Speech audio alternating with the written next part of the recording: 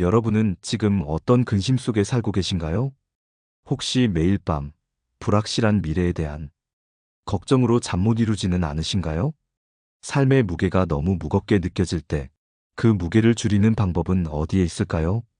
오늘 방송에서는 67세 이후를 더 편안하고 행복하게 살아가기 위해 꼭 알아야 할 5가지 방법에 대해 이야기하려 합니다. 이 5가지는 단순한 팁이 아니라 우리가 더 건강하고 평온한 노년을 살아가는데 필수적인 지혜입니다.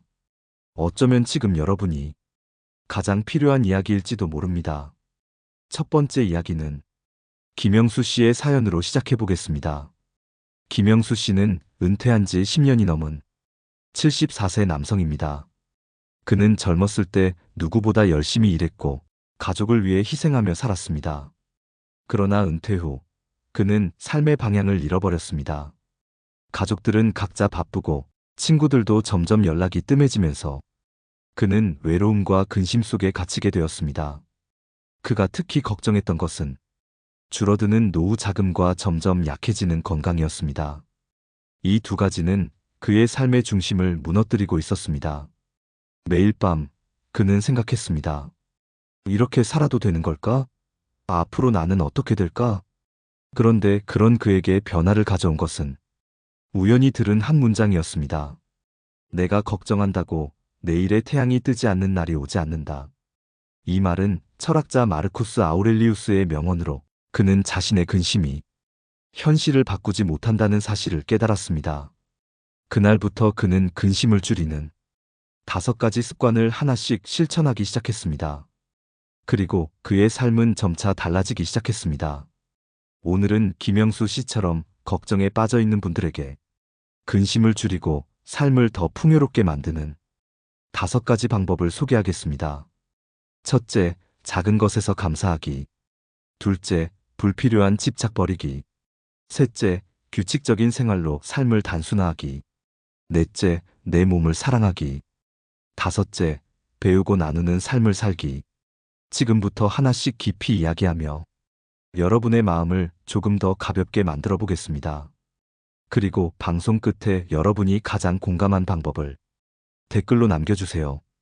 여러분의 이야기가 누군가에게는 큰 위로가 될 수 있습니다. 첫 번째 방법부터 들어가 보겠습니다. 작은 것에서 감사하기. 감사가 우리 삶을 어떻게 바꿀 수 있는지, 그리고 그것을 시작하는 방법에 대해 이야기하겠습니다. 여러분도 감사의 힘을 느껴보신 적 있으신가요? 만약 없다면 오늘이 그 시작점이 될 수 있습니다. 그럼 이제 삶의 첫 번째 변화를 만들어 볼까요? 여러분은 마지막으로 감사의 마음을 느껴본 순간이 언제인가요? 아침에 눈을 떴을 때, 따뜻한 햇살이 창문을 비추는 것을 보고 감사하다는 생각을 하셨나요? 혹은 누군가 건넨 사소한 미소나 따뜻한 말 한마디에 감사함을 느껴보셨나요? 첫 번째 방법은 바로 작은 것에서 감사하기입니다. 김영수 씨는 은퇴 후 어느 날 감사일기를 써보라는 권유를 받았습니다. 처음엔 쓸 내용이 떠오르지 않았습니다. 매일 반복되는 일상 속에서 감사할 일이 무엇이 있을까 싶었기 때문입니다. 그러나 조금씩 생각을 확장하기 시작하면서 그는 비로소 깨닫기 시작했습니다. 일상 속에 숨어있던 작은 행복들을요. 어느 날 아침 창문을 열었을 때 느껴진 상쾌한 공기, 가까운 시장에서 만난 이웃의 인사, 따뜻한 차 한 잔을 마시며 느낀 편안함까지. 이 모든 것이 감사의 대상이었습니다. 그렇게 시작된 감사일기는 그의 마음속 어두운 근심을 하나씩 밀어냈습니다. 왜일까요? 감사는 우리가 가진 것에 집중하게 하고 결핍보다 충만함을 느끼게 해주기 때문입니다. 여러분은 지금 어떤 것에 감사할 수 있을까요? 바쁜 하루를 마치고 편히 쉴 수 있는 지금 이 순간, 옆에 있는 가족, 혹은 여러분의 건강. 감사는 크기와 상관없이 우리 마음을 채웁니다. 감사하기를 실천하기 위해 오늘 여러분께 3가지 제안을 드립니다. 첫째, 매일 밤 하루 중 감사한 일을 3가지 적어보세요. 감사한 일은 아주 사소한 것이라도 괜찮습니다. 예를 들어, 오늘 먹은 음식이 맛있었다거나 길을 걷다가 본 아름다운 풍경이 떠오를 수도 있습니다. 둘째, 누군가에게 직접 감사의 마음을 표현하세요. 감사는 나눌 때 더 커집니다. 가족, 친구, 혹은 주변 사람들에게 고맙다는 말을 전해보세요. 그 순간 여러분과 상대방 모두가 따뜻한 감정을 느낄 것입니다. 셋째, 스스로에게도 감사해보세요. 우리는 종종 자기 자신을 가장 쉽게 잊곤 합니다. 오늘 하루를 살아낸 나 자신에게 감사를 표해보세요. 고생했어. 잘 버텨줬어. 이 작은 위로의 말이 여러분의 마음을 채울 것입니다. 철학자 에픽테토스는 이렇게 말했습니다. 우리는 가진 것을 감사하기보다는 가지지 못한 것을 걱정하며 살아간다. 그는 감사가 우리 삶의 가장 강력한 긍정적 변화를 가져오는 열쇠라고 강조했습니다. 여러분도 한번 감사의 습관을 시작해보세요. 김영수 씨처럼 작은 것에서 행복을 찾는 연습을 하다 보면 근심은 자연스레 사라지고 삶이 더 밝아질 것입니다. 다음 파트에서는 두 번째 방법, 불필요한 집착 버리기에 대해 이야기하겠습니다. 여러분의 삶에서 무엇을 놓아야 할지 함께 생각해 보겠습니다. 오늘 감사하는 마음으로 하루를 마무리하시길 바랍니다. 여러분은 한 번쯤 이런 생각을 해보신 적 있나요? 왜 나는 저 사람처럼 살지 못할까? 왜 더 잘하지 못했을까? 우리는 때때로 과거의 후회나 다른 사람과의 비교 속에 스스로를 올가매곤 합니다. 하지만 이런 집착은 우리 삶을 더 나아지게 하기보다는 오히려 발목을 붙잡고 앞으로 나아가지 못하게 합니다. 두 번째 방법은 바로 불필요한 집착 버리기입니다. 김영수 씨는 은퇴 후에도 자신의 과거 성공과 성취에 집착하며 살았습니다. 내가 젊었을 땐 이랬는데, 그때 그 선택을 하지 않았다면 더 나은 삶을 살았을 텐데. 그는 과거에 갇혀 현재를 놓치고 있었습니다. 하지만 시간이 지나면서 그는 깨닫게 됩니다. 과거는 돌이킬 수 없으며 그것에 집착하는 순간 현재를 살아갈 수 없다는 것을요. 불교에서는 이를 가리켜 집착은 고통의 씨앗이라고 표현합니다. 우리가 어떤 것에 지나치게 얽매이면 그것이 삶의 고통이 된다는 뜻입니다.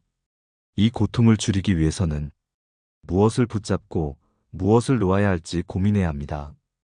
여러분은 어떤 집착을 버려야 할까요? 혹시 과거의 실수에 대한 후회가 있나요? 아니면 아직도 다른 사람과의 비교 속에서 자신을 깎아내리고 있지는 않으신가요? 불필요한 집착을 버리기 위해 다음의 세 가지를 실천해 보세요. 첫째, 과거의 실패를 인정하고 받아들이세요. 실수와 실패는 누구나 겪는 일입니다. 그것은 우리의 가치를 결정짓는 것이 아니라 더 나은 미래를 위해 배우는 과정입니다. 나는 그때 최선을 다했다. 이 한마디를 스스로에게 해보세요. 둘째, 비교를 멈추고 나만의 기준을 세우세요. 우리는 모두 다른 길을 걷고 있습니다. 다른 사람과의 비교는 우리 삶에 불필요한 스트레스만 더할 뿐입니다. 여러분 자신만의 목표와 가치를 찾아보세요. 셋째, 지금 이 순간에 집중하세요. 집착은 대부분 과거에 얽매이거나 미래에 대한 불안에서 비롯됩니다. 그러나 진정한 행복은 지금 이 순간을 충실히 사는 데서 옵니다. 호흡을 깊게 들이마시고 지금 내 앞에 있는 소중한 것을 바라보세요. 톨스토이는 이렇게 말했습니다. 지금 이 순간이 내게 주어진 가장 중요한 시간이다. 우리는 지금을 놓치며 살아가기엔 너무나 소중한 인생을 살고 있습니다. 김영수 씨는 불필요한 집착을 버리는 연습을 시작하면서 삶이 훨씬 더 가벼워졌다고 말합니다. 그는 과거의 실패 대신 현재의 기쁨에 집중하며 살아가고 있습니다. 여러분도 과거의 무거운 짐을 내려놓고 지금의 자신을 더 사랑해 보세요. 다음 파트에서는 세 번째 방법, 규칙적인 생활로 삶을 단순화하기에 대해 이야기하겠습니다. 복잡했던 일상이 어떻게 단순해질 수 있는지 함께 알아보아요. 여러분의 하루는 어떤 모습인가요? 혹시 아침에 일어나자마자 해야 할 일이 머릿속을 가득 채우고 있나요? 아니면 하루가 어떻게 흘러가는지도 모른 채 어수선하게 마무리되고 있진 않으신가요? 세 번째 방법은 바로 규칙적인 생활로 삶을 단순화하기입니다. 우리의 뇌는 규칙적인 생활을 통해 예측 가능하고 안정적인 환경을 선호합니다. 하지만 현대인의 삶은 끊임없는 정보와 선택으로 가득 차 있어 매일 스트레스의 연속일 때가 많습니다. 그래서 규칙적인 생활은 삶의 복잡함을 줄이고 마음의 평화를 가져오는데 중요한 역할을 합니다. 김영수 씨는 은퇴 후 일정이 없는 자유로움이 처음엔 좋았다고 합니다. 그러나 몇 달이 지나자 하루하루가 무의미하게 느껴지고 점점 우울감에 빠지게 되었습니다. 그러던 어느 날 그는 규칙적인 일상을 만들어야겠다는 결심을 합니다. 그는 아침 6시에 일어나서 간단한 스트레칭을 하고 아침 식사를 챙겨 먹은 후 산책을 나가는 습관을 들였습니다. 오전에는 독서를 하거나 작은 취미 활동을 하며 시간을 보내고 오후에는 정해진 시간에 친구들과 만남을 가지며 소소한 일상의 즐거움을 찾았습니다. 그 결과 그의 삶은 규칙적으로 변하면서 이전에 느끼던 공허함이 사라졌다고 합니다. 규칙적인 생활을 시작하기 위해 다음의 3가지를 실천해 보세요. 첫째, 하루를 시작하는 아침 루틴을 정하세요. 아침은 하루의 기초가 됩니다. 가벼운 스트레칭, 명상, 따뜻한 차 한 잔 같은 작은 행동으로도 하루를 더 긍정적으로 시작할 수 있습니다. 둘째, 중요한 일과 쉬는 시간을 구분하세요. 우리는 일을 하며 성취감을 느끼지만 과도한 업무는 스트레스를 유발합니다. 반드시 쉬는 시간을 정해 몸과 마음을 재충전하는 것을 잊지 마세요. 셋째, 하루를 마무리하는 저녁 루틴을 만들어 보세요. 자기 전 스마트폰을 멀리 두고 감사일기를 쓰거나 조용히 음악을 들으며 마음을 가라앉혀 보세요. 평온한 저녁은 숙면을 돕고 다음 날의 활력을 제공합니다. 철학자 마르쿠스 아우렐리우스는 질서를 유지한 삶은 삶의 가장 큰 행복을 가져온다고 말했습니다. 그의 말처럼 규칙적이고 단순한 삶은 우리 마음을 안정시키고 더 큰 만족을 가져다 줍니다. 김영수 씨는 하루를 정리하며 이렇게 말했습니다. 삶이 단순해지니 작은 것에서도 행복을 느낄 수 있었다. 그는 규칙적인 생활이 삶의 근심을 덜어내고 마음의 여유를 되찾아줬다고 고백했습니다. 여러분도 오늘부터 규칙적인 생활을 만들어 보세요. 매일 반복되는 작은 습관이 여러분의 삶을 더 나은 방향으로 변화시킬 것입니다. 다음 파트에서는 4번째 방법, 관계를 단순화하기에 대해 이야기하겠습니다. 우리가 맺고 있는 인간관계 속에서 어떤 선택이 행복을 가져다 줄 수 있을지 알아보겠습니다. 여러분은 하루 동안 얼마나 많은 사람들과 관계를 맺고 있나요? 가족, 친구, 이웃, 동료, 심지어 온라인에서 알게 된 사람들까지. 우리는 수많은 관계 속에서 살아가지만 모든 관계가 반드시 필요하거나 행복을 가져다 주는 것은 아닙니다.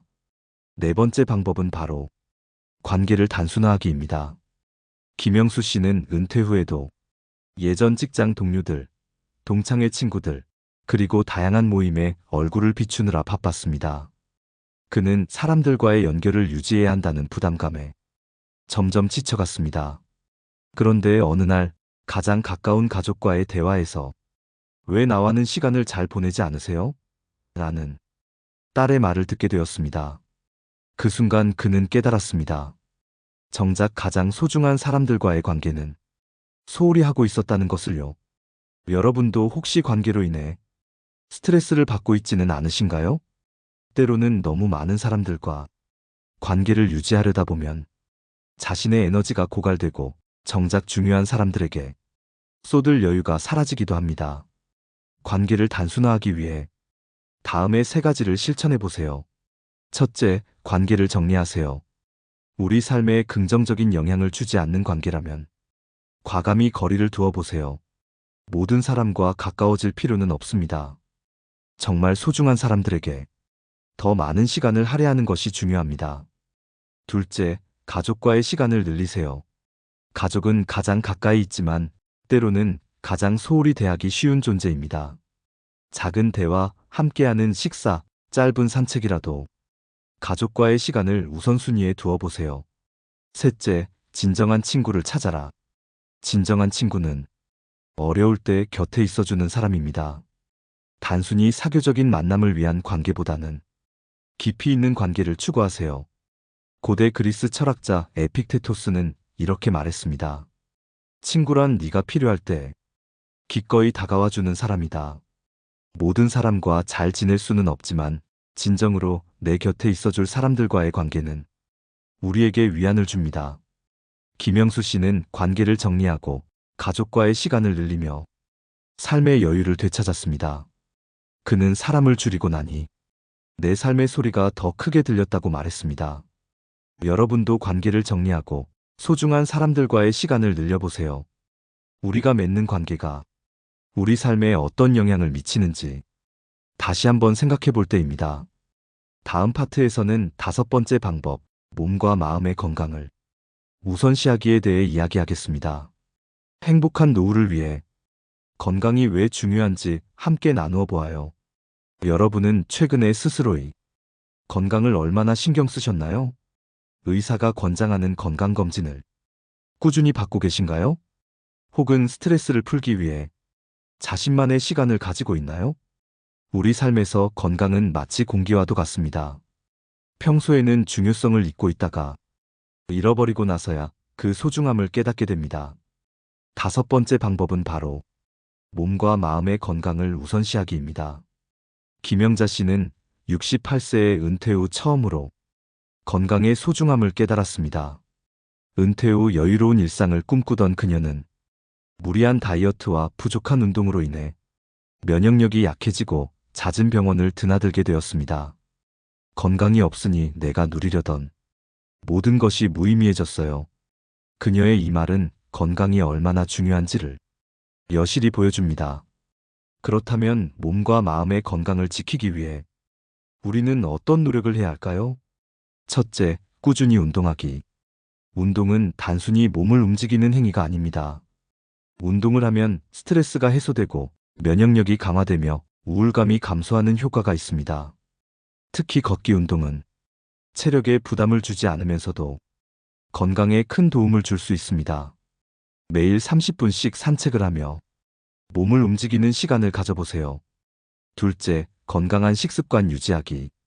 많은 사람들이 나이가 들면서 건강을 위해 특별한 음식을 찾으려 하지만 가장 중요한 것은 기본에 충실한 것입니다. 신선한 채소와 과일, 단백질이 풍부한 음식, 그리고 적당한 수분 섭취는 몸의 균형을 유지하는 데 큰 도움이 됩니다. 과식이나 폭식보다는 적정량을 꾸준히 섭취하며 소화기관을 보호하세요. 셋째, 마음의 평화를 위한 시간 가지기. 우리 몸만큼 마음도 건강이 중요합니다. 스트레스를 해소할 방법을 찾고 긍정적인 사고를 유지하려 노력해야 합니다. 명상, 요가 또는 단순히 조용히 앉아 자신을 돌아보는 시간을 가져보세요. 삶의 소음을 잠시 멈추고 마음의 소리에 귀 기울이는 것은 내면의 건강을 유지하는 데 큰 도움이 됩니다. 불교에서는 신체는 수행의 도구라는 말을 자주 합니다. 이는 우리 몸과 마음을 건강하게 유지하는 것이 삶의 모든 것을 가능하게 하는 바탕임을 강조합니다. 몸과 마음이 건강해야 새로운 도전을 할 용기도 생기고 소소한 행복을 느낄 여유도 생깁니다. 김영자 씨는 건강을 되찾은 후 규칙적으로 걷기 운동을 하고 새로운 요리법을 배우며 식습관을 바꿨습니다. 그녀는 명상도 시작하며 몸이 좋아지니 마음도 평온해지고 삶이 새롭게 느껴졌어요 라고 말했습니다. 여러분도 건강을 위한 작은 변화를 시작해보세요. 매일 조금씩 노력한다면 건강한 몸과 마음은 여러분에게 행복한 삶의 선물이 될 것입니다. 다음 파트에서는 마지막으로 감사의 마음을 유지하며 살아가기에 대해 이야기하겠습니다. 감사가 우리의 삶을 어떻게 변화시키는지 마지막 이야기를 통해 함께 나눠보아요. 여러분은 오늘 하루 동안 감사한 마음을 몇 번이나 느껴보셨나요? 아침에 눈을 뜬 것에 대해, 따뜻한 차 한 잔을 마신 것에 대해, 또는 가족의 미소를 본 것에 대해 감사한 마음을 가져본 적 있나요? 우리는 일상의 소소한 것들을 당연하게 여기며 그 소중함을 잊어버리곤 합니다. 마지막 방법은 바로 감사의 마음을 유지하며 살아가기입니다. 김은혜 씨는 72세에 스스로에게 중요한 가르침을 얻었습니다. 남편과 자녀들, 그리고 자신이 이룬 많은 것들에 대해 감사보다는 불만을 품는 일이 많았던 그녀는 항상 더 나은 무언가를 갈망했습니다. 하지만 시간이 흐르고 남편의 건강이 악화되면서 그녀는 자신이 놓쳤던 것들을 깨닫기 시작했습니다. 남편이 웃으며 그녀에게 건넨 마지막 한마디는 은혜야, 나는 네가 있어서 참 행복했어였습니다. 그 말을 들은 순간 그녀는 자신이 그동안 얼마나 많은 것을 가지고 있었는지를 깨달았습니다. 감사는 단순한 말로 끝나는 것이 아닙니다. 삶에 대한 태도이며 우리 마음의 긍정적인 에너지를 채우는 열쇠입니다. 그렇다면 감사의 마음을 유지하기 위해 우리가 실천할 수 있는 것은 무엇일까요? 첫째, 매일 감사의 리스트를 적어보세요. 오늘 하루 동안 감사한 일을 3가지씩 적어보는 겁니다. 예를 들어, 따뜻한 햇살, 친구의 안부 전화, 혹은 맛있는 음식을 먹은 것. 이런 소소한 감사의 순간들이 우리 마음을 풍요롭게 만들어줍니다. 둘째, 감사의 마음을 행동으로 표현하세요. 가족에게 사랑한다는 말을 전하고, 친구에게 고마운 마음을 전하며, 주변 사람들에게 작은 도움을 베풀어 보세요.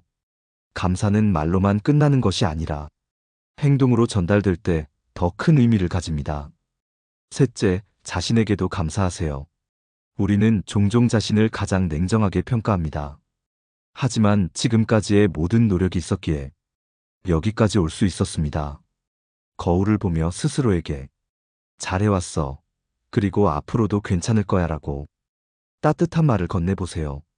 감사에 대해 불교에서는 작은 것도 크게 감사하라고 말합니다. 이 말은 우리가 아무리 작은 일이라도 감사를 느끼는 순간 삶이 더 풍요롭고 행복해진다는 것을 알려줍니다. 김은혜 씨는 감사의 마음을 배우고 나서 자신이 가진 모든 것들에 대해 다시 보게 되었다고 합니다. 그녀는 감사를 알게 된 후 매 순간이 축복처럼 느껴졌어요 라고 말하며 삶의 새로운 행복을 찾았습니다. 여러분도 매일 감사의 순간을 발견해 보세요. 작은 것에 감사를 느끼는 연습이 쌓이면 여러분의 삶은 더 밝고 따뜻하게 변할 것입니다. 오늘 우리가 나눈 이야기 67세 이후 삶을 풍요롭게 만드는 5가지 방법. 이제 여러분의 삶에 어떤 변화를 가져올지 기대됩니다. 여러분은 이미 충분히 소중한 사람이며 앞으로도 더 행복한 나날을 만들어갈 수 있습니다. 방송이 끝난 후 오늘 여러분이 가장 감사했던 순간을 댓글로 나눠주시면 어떨까요? 여러분의 이야기를 기다리며 다음 방송에서 더 좋은 주제로 찾아뵙겠습니다. 다음 시간에도 함께 해주세요. 감사합니다. 노후의 라디오였습니다.